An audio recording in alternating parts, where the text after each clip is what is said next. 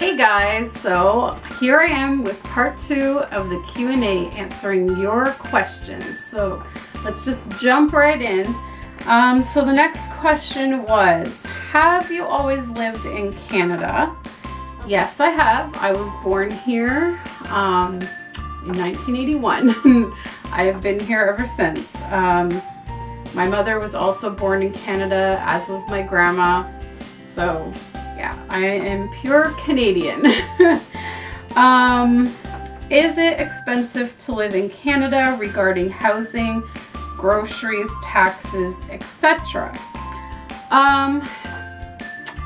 Well, I think it depends on where in Canada you live,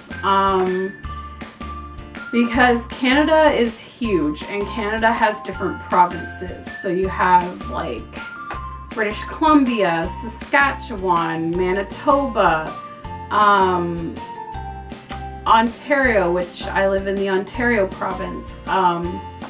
You've got Quebec, you've got Nova Scotia, New Brunswick, PEI. I mean, there's so many different provinces, just like in the US there's different states. And so from what I understand, each province has different taxes. Some have less taxes than others.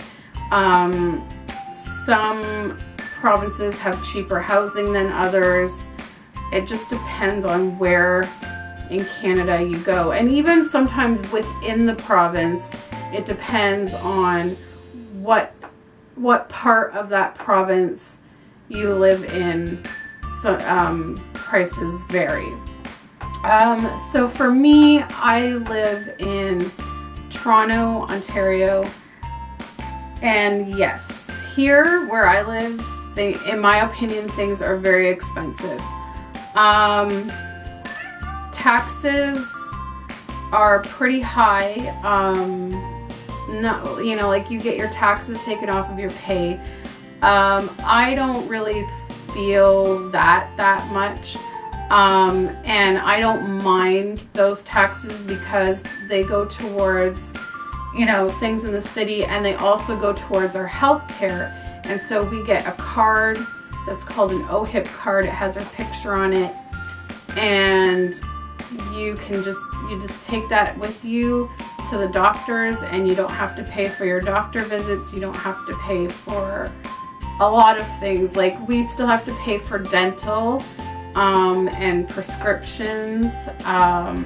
There are some tests sometimes that aren't covered, but usually those have some kind of a percentage if you have coverage at work. So like my husband has coverage at work that I can get, so like most of our prescriptions are covered, and our eye exams are covered, our dentist appointments are covered, like to a certain percentage.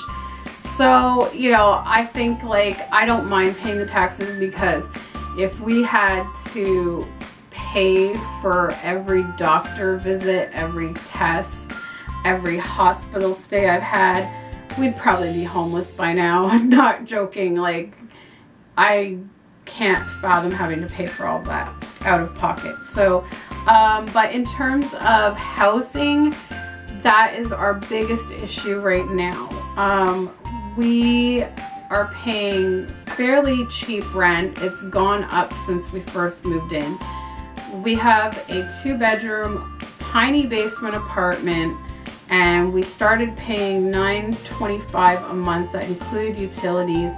Now it's up to like $9.80 a month, including your utilities, and that's considered low for a 2-bedroom.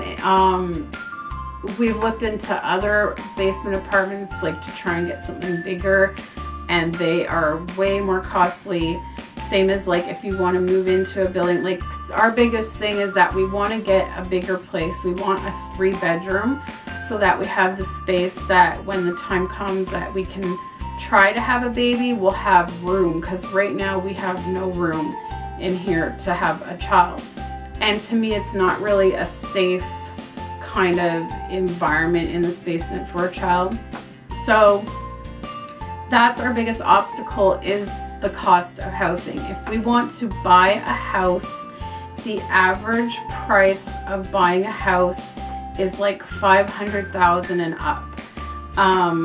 And that's like if you want to stay, well, if you want to stay in the city, you're probably looking at more like $800,000 to $900,000 for a house in the city. If you want to go outside of the city, which I really don't want to do because I don't want to be away from my family, especially because I don't drive, and also all of my doctors are here in the city, and to have to try and figure out how to get out to my doctor's appointments, like, that's just kind of mind-boggling.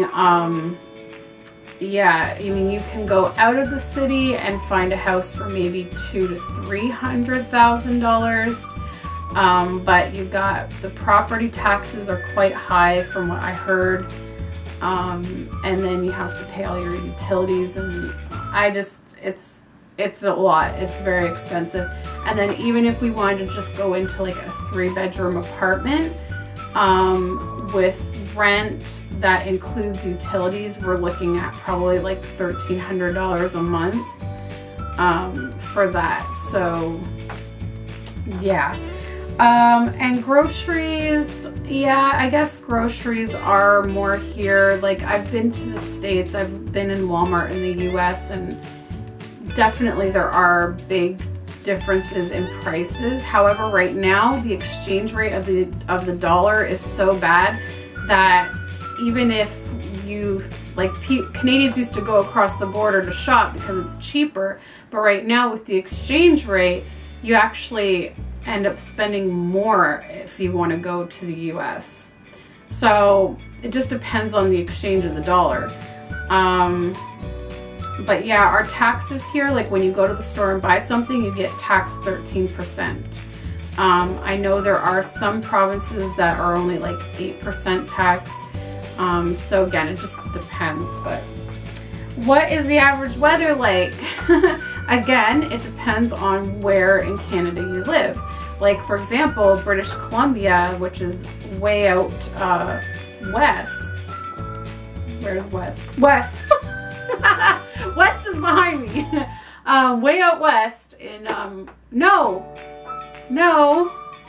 West is, I'm lost in this basement. West is that way. So way out west in British Columbia, they have nicer weather than we have here, from my understanding. Because I remember one time I took a bus trip to Vancouver, and it was in April, and I left Toronto, and Toronto had snow and ice and cold everywhere, and then 3 days later I arrived in Vancouver, and it was springtime, it was sunny, it was warm, people had flowers in their gardens and their front lawn, and everything was green, and I was like, what is going on here? So, and then I go home and it's like still cold, and so it just depends on where in Canada you live. Like, some parts of Canada get colder, like Winnipeg gets brutal winters. They get like -40 below winters with blizzards and ice storms and cold and stuff like that, and then they get like super hot summers.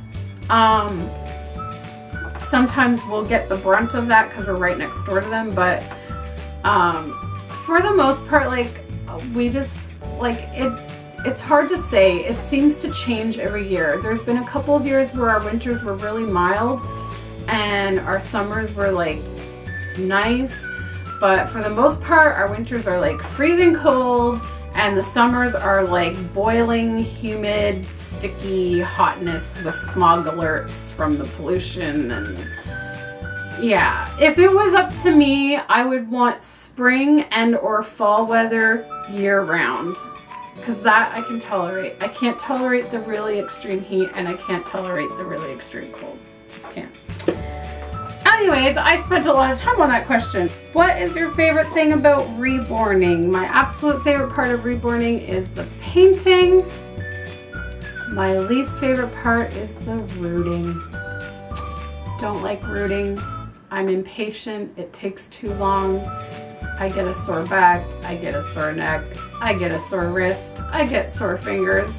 I don't like rooting. Painting, I love it. But there is one part of the painting that I don't like, and it is eyebrows and creases. Don't like painting those. But every other part of the painting process I love. I find it relaxing and stress relief. 23. Would it be cheaper to buy a kit and have someone make me a doll, or cheaper to make my own? Obviously, it's definitely cheaper to make your own because all you have is the cost of supplies. However, the cost of supplies to get started to make one reborn can be costly. The paints are expensive, the brushes are expensive, sponges, cable ties, the kit, the body, eyes, hair, rooting needles, rooting tool, weighting, stuffing. It all adds up really quick. And I feel like unless you plan to learn the art and consistently make dolls, if you're only planning to make one doll, I wouldn't waste the money on all of the supplies needed to make one doll, because then they're just going to sit there and you're never going to use them again, and then you've wasted that money. I probably spent a good $200, maybe even more, investing in the supplies just to get started reborning. And that's not even including the kits. That's just the supplies to make them. You need like the paint thinner, the glues, the oven to bake it in, because you don't want to bake it in your home oven. I know I used to do it, but I didn't realize the dangers of it until it was brought to my attention, so I use a separate oven now. But yeah, there's a big expense in getting started, and unless you're planning to make several dolls to, you know, recoup that money, there's really to me it's just better to just get you know, a professional artist that knows what they're doing to make you a good quality reborn. So it's really up to you what you want to do. I mean, like I said, it is definitely, I mean, with an artist you have to pay them for their time on top of the cost of supplies. So it's obviously going to cost more, especially dependent upon their skill level. So it's really up to you. How many kids would you want to have? Meaning real kids. Once upon a time, so very long ago, I had a dream of having 4 children. 4 children was what I wanted. And then I got sick. Or no, sorry, let's back that up. Before I got sick, then I started to realize just how expensive children are. And I thought I'd be happy with 2. I could do 2.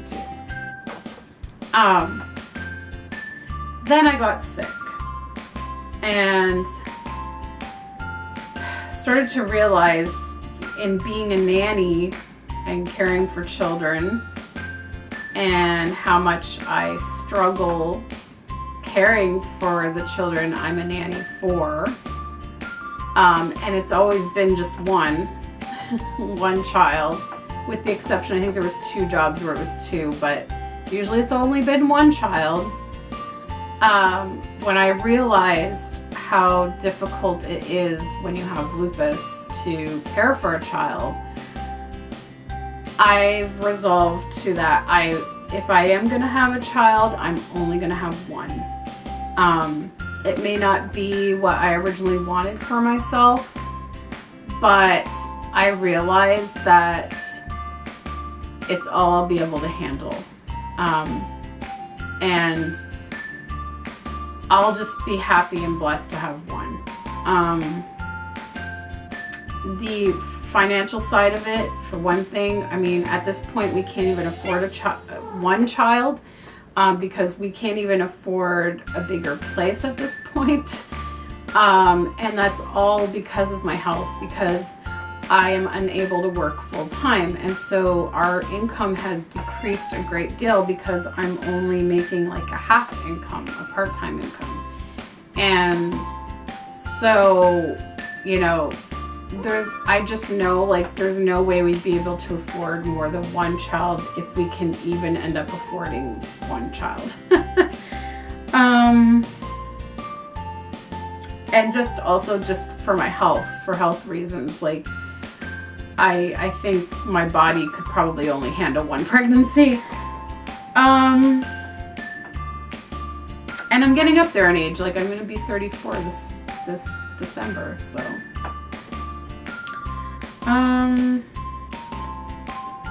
What is your favorite entree? I guess as in meal?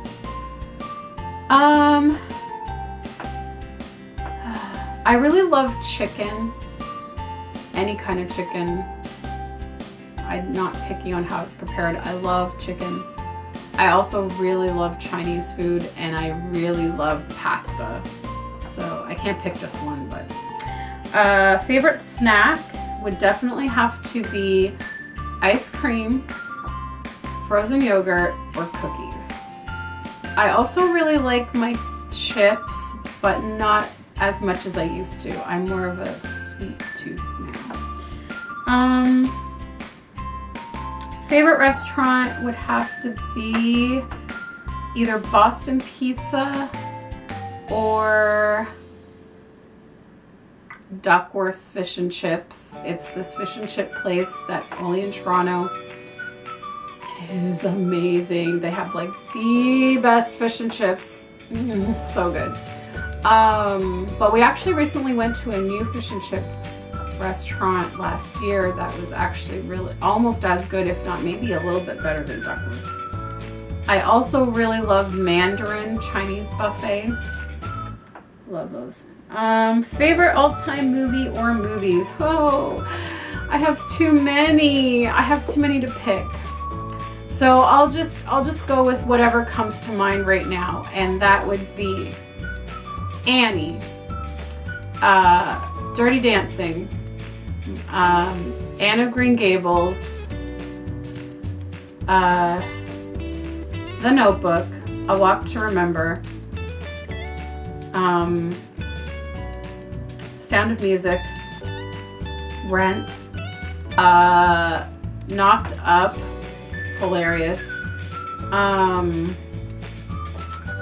Gosh, I have so many. Oh, My Girl. Loved My Girl as a kid. I pretty much know like every line in that movie. I've watched it so much. And there was a movie actually I was just talking to Alex about the other day that I loved when I was a kid that I used to watch like so many times, and now I just can't think of it. Oh, I love Burlesque. Christina Aguilera. I just love the music in it. And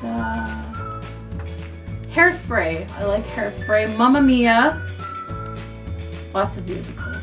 Yes. And I pretty much like every single like Nicholas Sparks movie, although there's, you know, like The Notebook and A Walk to Remember are my favorites of his. I also like Dear John. I think that was a good one too. And The Last Song. But yes, I'm sure there is much more. Oh, Mrs. Doubtfire, Patch Adams. Those are awesome. Yeah, I could go on forever. I have so many favorite movies, guys. How did I come across Reborns? I think I already answered that. I just saw them on eBay. How did you meet your husband, and what does he think of your Reborn collection? So my husband and I were set up. by friends. His friend Billy was friends with my friend Jen. And I had just come out of that whole year of being sick between 2002 and 2003. And dealing with all that stuff with the hives and everything. And the hives were finally getting under control. And so I went back to finish my last year of college because I had to drop out of college for that whole year that I was sick. And so I started back. I was doing my infant placement. And about halfway through my infant placement, I had my friend Jen ask me if I'd be interested in meeting her friend's friend. And I was like, all right. But I really, at that time, it was the first time in my life that I was content not having a boyfriend and not dating. And I was just really focused on me and my health and finishing college. And so I was like, well, I really haven't had much of a social life this last year. So if anything, it'll be nice to just like go out and socialize. But I really didn't see it as, you know, an opportunity to have a boyfriend. Wasn't really thinking in that way. So we started talking on the computer, and then we started talking on the phone. And I think we did that for about a week. And then we decided to have our first date. And I remember he took me to this little cafe and we just sat there talking, and I thought he had like the most gorgeous eyes. I still remember that. And then we went to see a movie. I think it was like Scream 3 or something like that. No, I think it was Scary Movie 3. And then after that, we went and grabbed dinner at Wendy's because it was like next to the theater. And I just really liked him. I don't know, we talked, and you know, we seemed to have stuff in common, and he seemed really warm and friendly and nice, and I don't know, it just went from there. And I went in not even expecting it to go anywhere. I just wanted to go out and socialize a bit. And by the end of the night, I was like, I really like him. And I kissed him. I kissed him at the end of our first date, which I've never done before. I never even kissed on a first date before. And I think we dated for about 2 weeks, and then we said that we loved each other, and the rest is history. We dated for like 4 years, and then he proposed, and we got married, and we're going on our 6th wedding anniversary. And he is totally cool about my Reborn collection.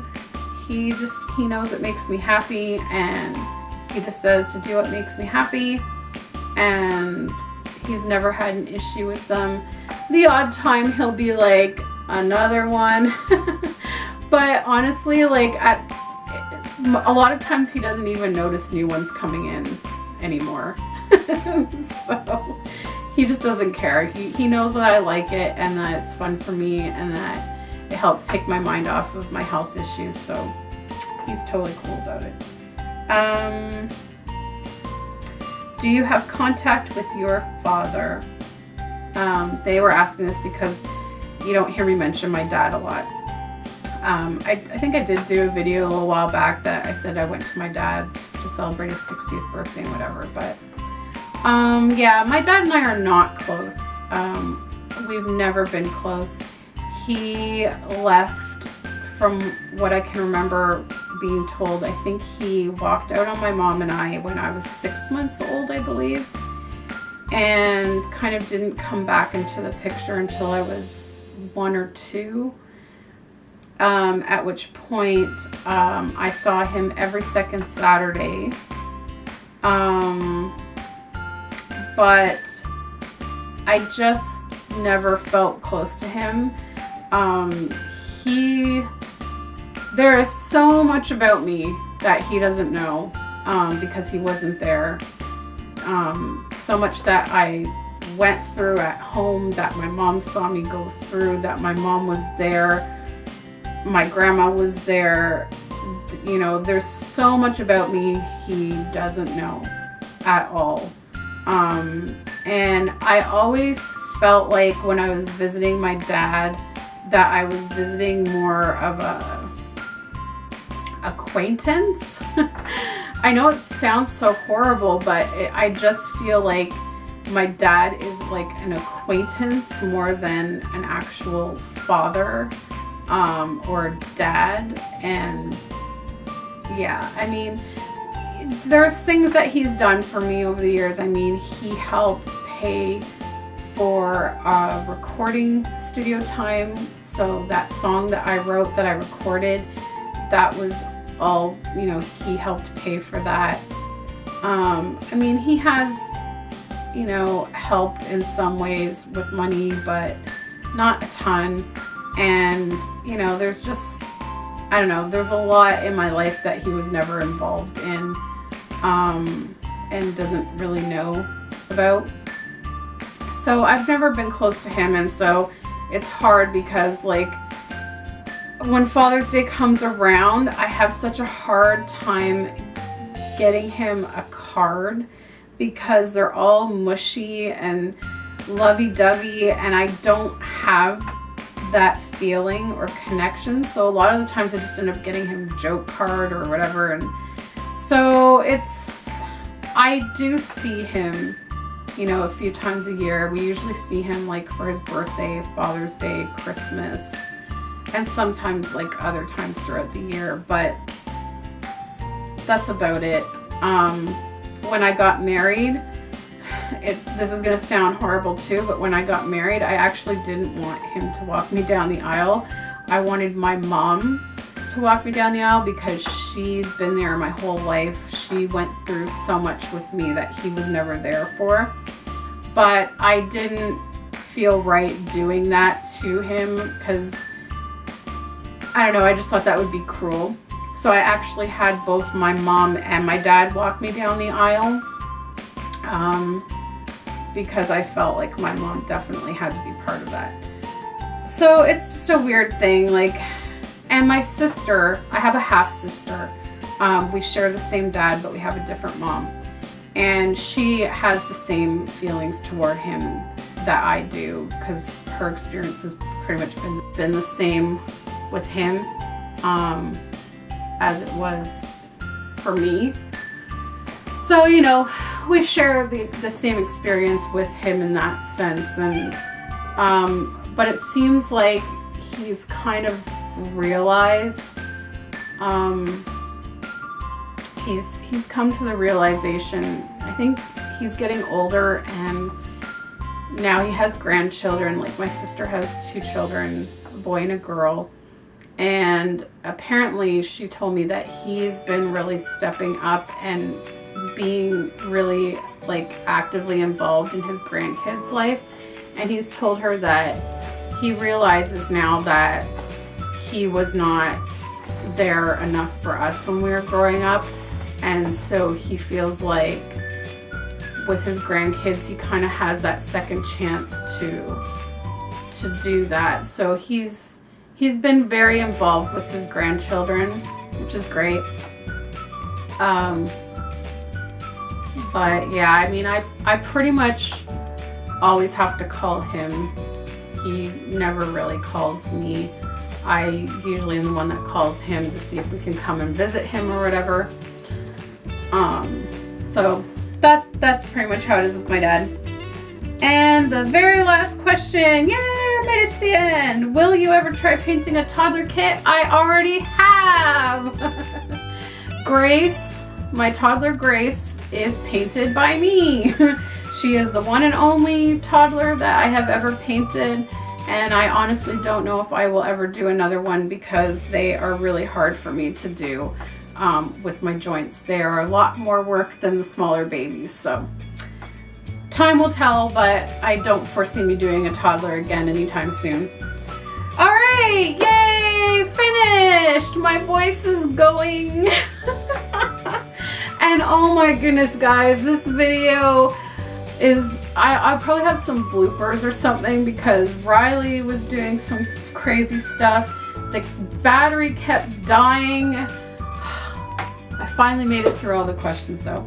And so yeah, I hope you enjoyed the Q&A, and thank you for sending all your questions. I really enjoyed answering them.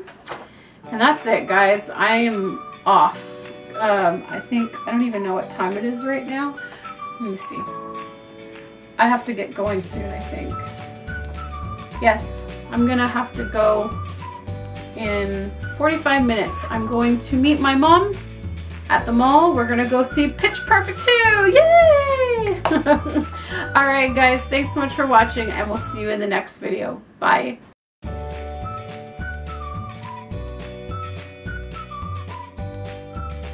Toddlers. Riley really wants to get up on my lap here. You know what? I have this book here. No, those are my questions. Those are my questions. You're standing on my questions. Why is this happening right now?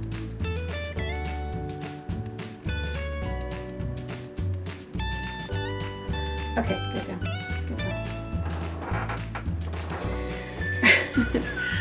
As I was saying,